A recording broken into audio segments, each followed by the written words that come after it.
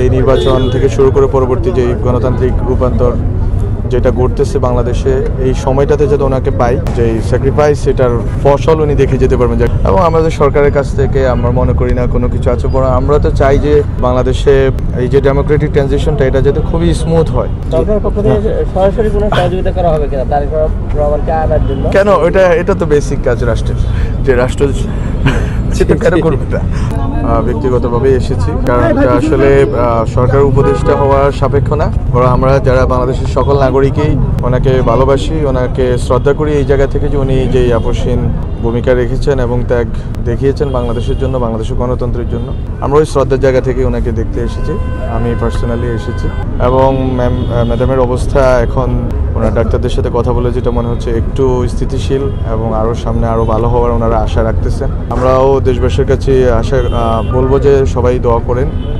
Already অনেকেই অনেক programme করেছেন, দোয়া মনোজাত করতেছেন। আপনারা সবাই আল্লাহর কাছে দোয়া করেন যাতে হচ্ছে উনি সুস্থতার সাথে আমাদের মধ্যে থাকতে পারেন এবং আমরা যাতে এই নির্বাচন থেকে শুরু করে পরবর্তী যে গণতান্ত্রিক রূপান্তর যেটা ঘটতেছে বাংলাদেশে, এই সময়টাতে যাতে ওনাকে পাই, উনি যাতে থাকেন, তাহলে হয়তো বাংলাদেশে একটা স্মুথ ট্রানজিশন হবে এবং উনি এটা দেখে যেতে পারবেন। ওনার সেই ত্যাগ এবং ওনার যেই স্যাক্রিফাইস সেটার ফসল উনি দেখে যেতে পারবেন। যে একটা ডেমোক্রেটিক ট্রানজিশন হলো একটা নির্বাচন, যে নির্বাচনের জন্য উনি চেষ্টা করে গেছেন, নির্বাচনে একটা গণতান্ত্রিক রূপান্তর ঘটে গেল, এটা উনি দেখে যেতে পারেন এবং বাংলাদেশ যেন একটা স্টেবল একটা কান্ট্রিতে রূপান্তরিত হয়। তো এই জায়গাগুলো থেকে আসা এবং আমরা এই কামনা করি এবং দেশবাসীকেও বলি যে এই কামনা করেন, আপনারা আল্লাহর কাছে দোয়া করেন যাতে সুস্থ হন। আমি এটা সম্বন্ধে অবগত না, আমরা যেটা আজকে পররাষ্ট্রমন্ত্রী উপদেষ্টা যিনি উনি বলেছেন এবং আমাদের সরকারের কাছ থেকে আমরা মনে করি না কোনো কিছু আছে, বরং আমরা তো চাই যে বাংলাদেশে এই যে ডেমোক্রেটিক ট্রানজিশনটা এটা যাতে খুবই স্মুথ হয়। কারণ এত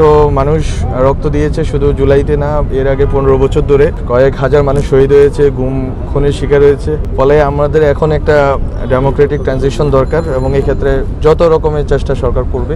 এবং আপনারা দেখেছেন যে মাননীয় প্রধান উপদেষ্টা খুবই আন্তরিক নির্বাচনের ব্যাপারে এবং ওনার নেতৃত্বে আমরা আশা করি যে খুব ভালো মতোই নির্বাচনটা হবে এবং সবার অংশগ্রহণে হোক। সরকারের পক্ষ থেকে সরাসরি কোনো সহযোগিতা করা হবে কিনা তারেক রহমানকে আনার জন্য? কেন, এটা তো বেসিক কাজ রাষ্ট্রের, যে রাষ্ট্র সেটা কেন করবে না।